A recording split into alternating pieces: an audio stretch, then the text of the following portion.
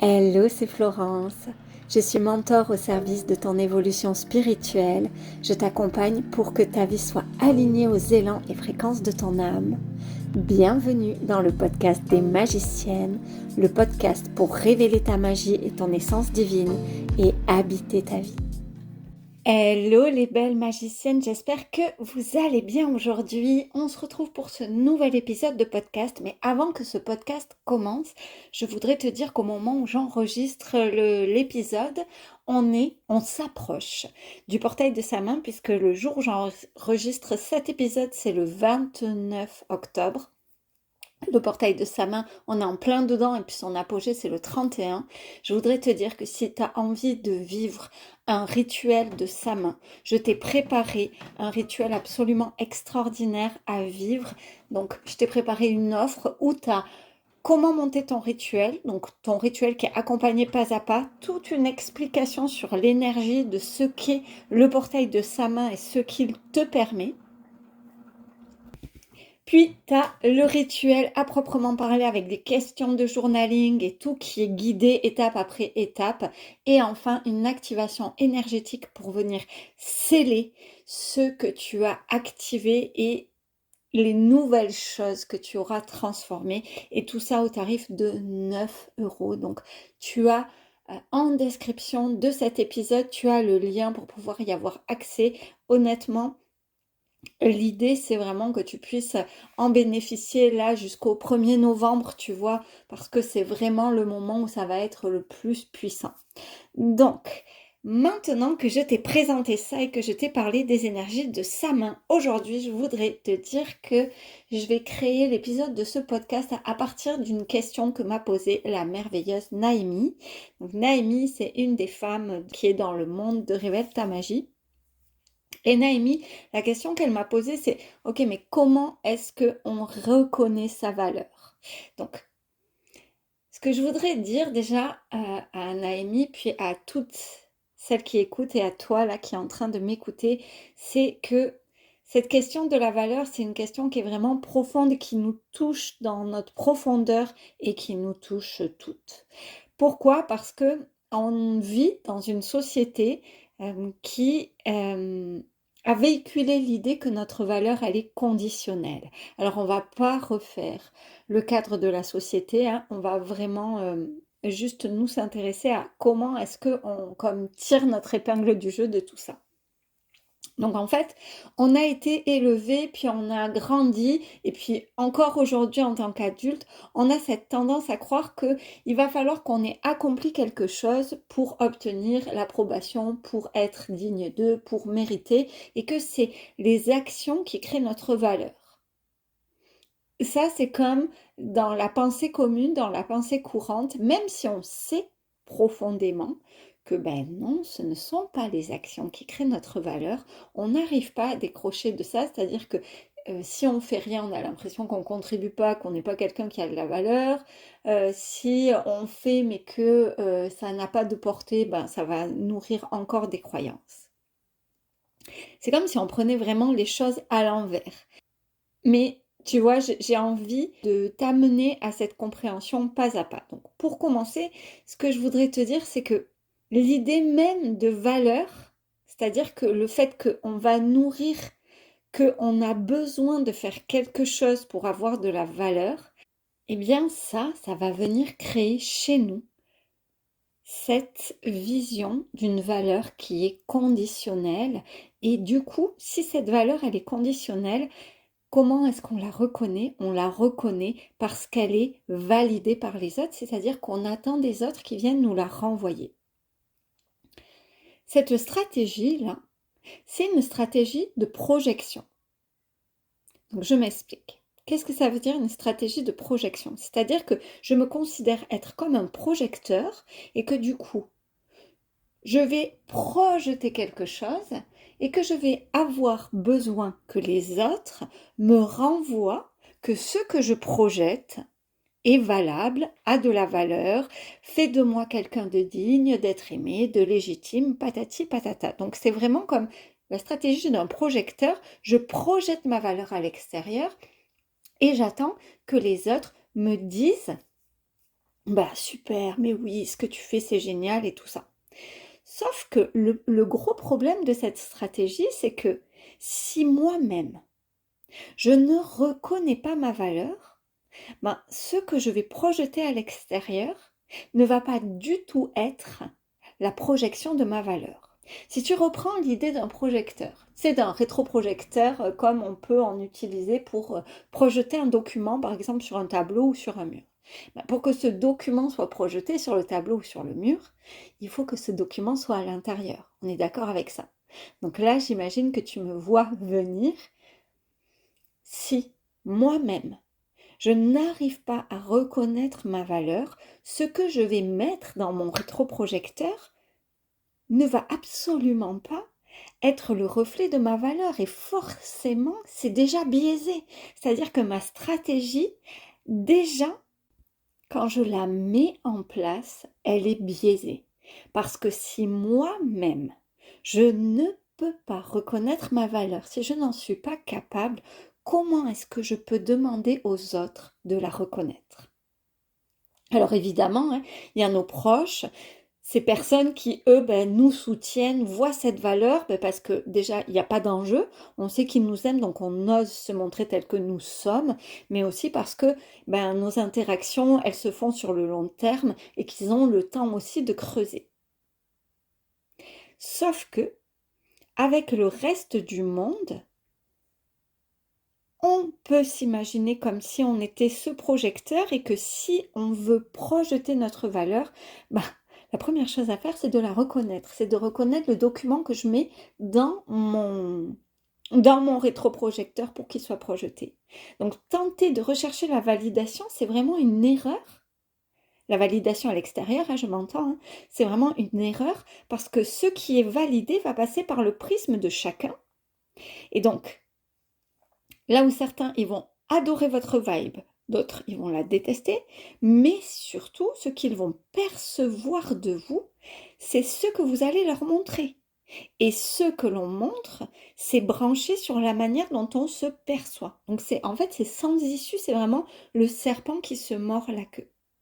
Donc là, notre job à nous, ton job Naomi, notre job à toutes, ça va être de reconnaître cette valeur, notre propre valeur. Et ce que j'ai envie de te proposer, c'est juste de prendre les choses autrement. Ce que j'ai envie de te proposer et de vous proposer à toutes, de te proposer à toi, belle magicienne qui écoute là, c'est est-ce que ce serait OK pour toi d'imaginer que certains êtres ont de la valeur et d'autres pas? Genre, certains bébés qui naissent ont de la valeur et d'autres non. Est-ce que pour toi c'est imaginable ça? Que, allez, on prend sur une pièce, il y a 15 personnes, il y en a, allez, 9 qui ont de la valeur et 6 qui n'en ont pas. Juste comme ça, parce que quand ils sont nés, c'était comme ça, c'est la loterie. C'est impossible de conscientiser ça comme ça, c'est impossible même d'adhérer à cette idée. Mais du coup, si cette idée, on ne peut pas y adhérer, tu es bien d'accord que tu n'échappes pas à cette règle-là.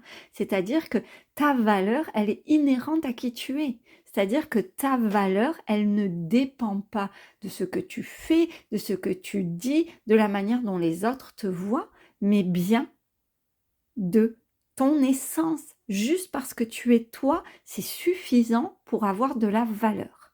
Donc en fait, c'est jamais une question de quelle est ma valeur, mais bien une question de comment est-ce que je la valorise. Il y a comme ça, j'ai eu une discussion avec une cliente et si tu écoutes Nadège, je te fais un petit clin d'œil, qui m'avait dit une très jolie histoire qui me disait, tu sais, si tu as une boîte et que dedans tu mets un diamant, et ben c'est un écrin à bijoux, c'est une boîte précieuse. Puis si dedans tu mets des déchets, ben c'est une poubelle. En vérité, l'idée, c'est vraiment de savoir comment est-ce que je vais regarder, observer ma valeur.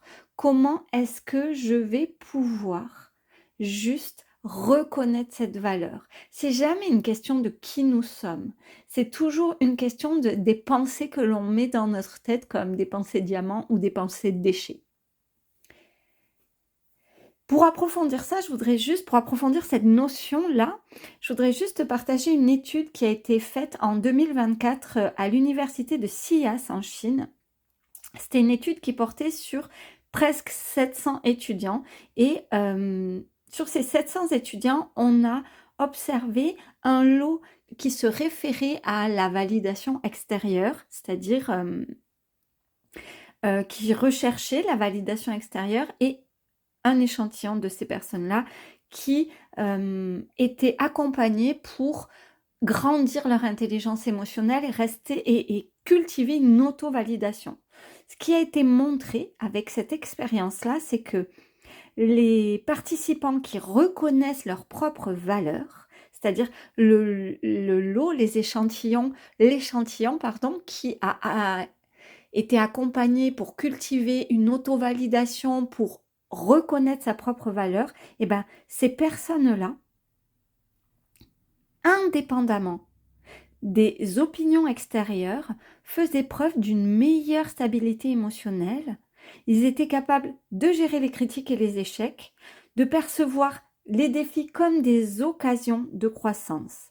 Donc, ce que montre en fait cette étude, c'est que la validation intérieure, le fait de s'auto-valider, eh ben, c'est la clé pour ancrer une véritable estime personnelle, pour mesurer et conscientiser cette valeur et pour la mettre à l'extérieur et faire en sorte qu'on ne va pas se servir des événements extérieurs pour venir questionner cette valeur, mais bien comme des clés pour grandir, pour trouver des meilleures stratégies et pas des choses qui viennent mettre en doute la qualité de notre être. Et je sais bien que tout ça, c'est plus facile à dire qu'à faire.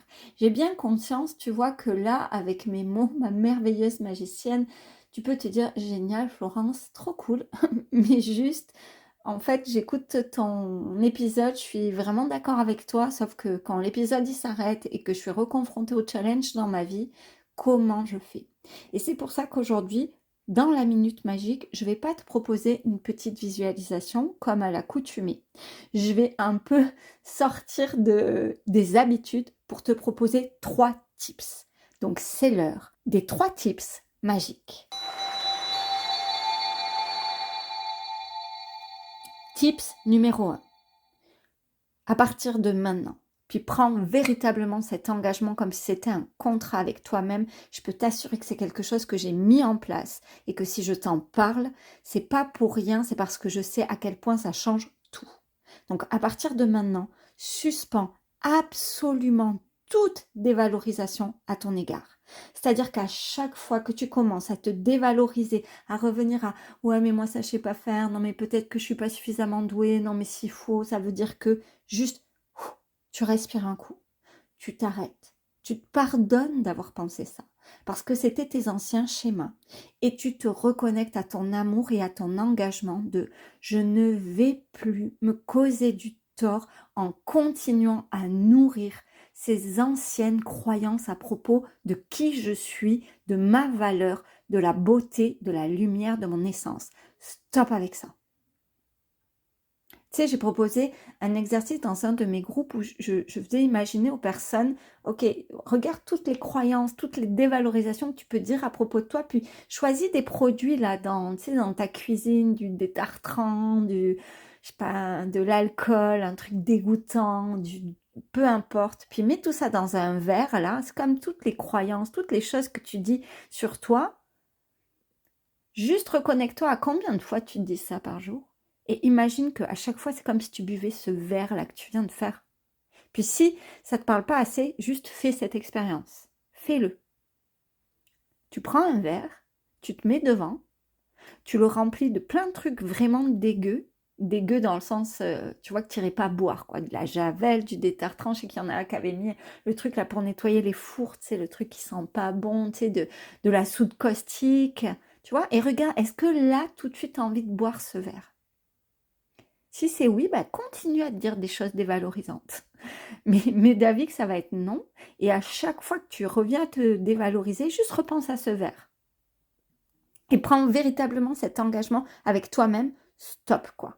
Tu ne nourris plus ce genre de paroles, ce genre de pensée, puis sois vraiment intransigeante avec toi-même. À ce propos, évidemment. Deuxième tips, responsabilise-toi. Et note toutes les fois, note dans ta tête, toutes les fois où tu recherches une validation extérieure. Tu sais, regarde à chaque fois que tu as envie de projeter ta valeur pour que quelqu'un te dise « mais oui, tu as de la valeur, mais oui, ce que tu fais, c'est bien ». C'est à toi de faire ce boulot. Ne cherche pas la validation extérieure et vois, pareil, avec beaucoup de curiosité et de compassion, vois à chaque fois que tu fais ça et juste « ok, reviens à toi. Véritablement, est-ce que là, je suis satisfaite de moi? Est-ce que j'ai le sentiment d'avoir fait quelque chose où j'ai donné le meilleur de moi-même ?» Si je peux répondre oui à ça, alors j'ai pas besoin qu'on me valide. Puis tu sais, c'est un des accords Toltec qui dit ton mieux d'aujourd'hui n'est pas nécessairement ton mieux de demain. Peut-être parce qu'aujourd'hui tu es fatigué ou peut-être parce que demain tu seras fatigué. Et c'est ok, on évolue. Moi, mon premier podcast, c'est pas le même que celui que je fais aujourd'hui. Je mets pas autant de temps à le préparer, je mets pas autant de temps à le monter, tu vois, parce que j'en suis à l'épisode 64. Donc, il y a 64 épisodes d'expérience et c'est ok. Si au premier, je m'étais dit, il n'est pas assez bien, je ne serais jamais arrivée au 64e. Donc, responsabilise-toi, fais du mieux que tu peux et à chaque fois que tu sens que tu veux déléguer à l'autre, tu sais, de t'occuper de ta valorisation, rappelle-toi que à force de dépendre de la valorisation extérieure, tu deviens dépendante. Ça veut dire que l'autre a un pouvoir sur toi et que tu lui donnes ce pouvoir. Tu es dépendante du regard extérieur. Et qu'est-ce que ça fait quand on est dépendant? Quand on est dépendant, ça diminue notre estime de nous parce qu'on ne se sent pas du tout puissant. Et du coup, qu'est-ce que ça fait? Ça diminue ta valeur. C'est-à-dire que pour grandir quelque chose, tu le diminues. Pour grandir ta valeur, cette stratégie fait que tu vas la diminuer parce que tu vas te sentir tellement dépendante que tu vas plus connecter ta puissance. Troisième tips, fais des choses qui cultivent ton rayonnement. Fais des choses qui te font sentir cette valeur qui est la tienne. Ce ne sont pas les choses que tu fais qui parlent de ta valeur, mais par contre, fais des choses qui te font ressentir des sensations qui te connectent à ta valeur. Nourris ta créativité. Fais des activités qui te mettent en joie, qui te mettent dans ton enthousiasme. Fais des choses qui te permettent de te sentir satisfaite de toi, alignée avec qui tu es. Ça va profondément contribuer à nourrir ta valeur. Voilà pour cette plus que minute, pour ces 3 tips magiques. J'en ai terminé avec cet épisode de podcast. J'espère qu'il t'a plu, j'espère qu'il t'a parlé, Naïmi, j'espère qu'il est vraiment venu répondre, amener comme de la clarté et des pistes à explorer pour cultiver, grandir encore plus ta valeur. Puis j'espère que ça a été porteur pour d'autres femmes, puis j'en suis persuadée. Et samedi, tu as une méditation sur le podcast Raise Your Vibe qui sort tous les samedis matins, qui va venir encore te permettre d'approfondir cette vision, cette reconnaissance de ta valeur intérieure. Il sort ce samedi, là, dans quelques jours. Si cet épisode t'a plu, partage-le, like-le, parle-en. Partage-le à d'autres femmes qui auraient besoin d'entendre ça pour se dire bon sang, mais oui quoi, oui, je vais me responsabiliser, je vais prendre soin de mon regard sur moi. Je voudrais tellement qu'à la fin de cet épisode, de nombreuses femmes puissent se dire mais ma valeur elle est inhérente à qui je suis et c'est mon job de la reconnaître et de la rayonner. Puis si toi aussi tu veux contribuer à transmettre ce message, tu peux partager cet épisode. Puis tu peux t'abonner pour ne manquer aucun épisode et me laisser un commentaire ou me retrouver en DM pour qu'on puisse échanger sur cet épisode ou si, comme Naïmi, tu as envie qu'on aille explorer une thématique particulière, je serai tellement ravie de pouvoir échanger avec toi. Je t'embrasse très très fort. Je te dis rendez-vous la semaine prochaine